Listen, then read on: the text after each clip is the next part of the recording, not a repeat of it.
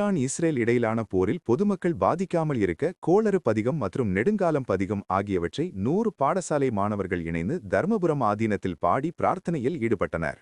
Iran Israel இடையிலான போர் தீவிரமாக நடைபெற்று வருகிறது. இதனால் மத்திய கிழக்கு ஆசியாவில் போர் பதற்றம் ஏற்பட்டுள்ளது.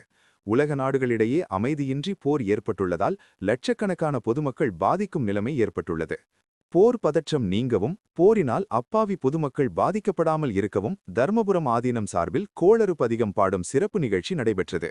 தர்மபுரம் ஆதீன மடாதிபதி ஸ்ரீலஸ்ரீ மாசிலாமணி தேசிக ஞான சம்பந்த பரமாச்சாரியார் சுவாமிகள் முன்னிலையில் தர்மபுரம் தேவார பாடசாலை மாணவர்கள் 100 பேர் இணைந்து கோளறு பதிகம் மற்றும் நெடுங்காலம் பதிகம் ஆகியவற்றை பாடி பிரார்த்தனையில் ஈடுபட்டனர். இதனால் இறைவன் அருளால் போர் பதற்றம் நீங்கும் என தெரிவிக்கப்பட்டுள்ளது.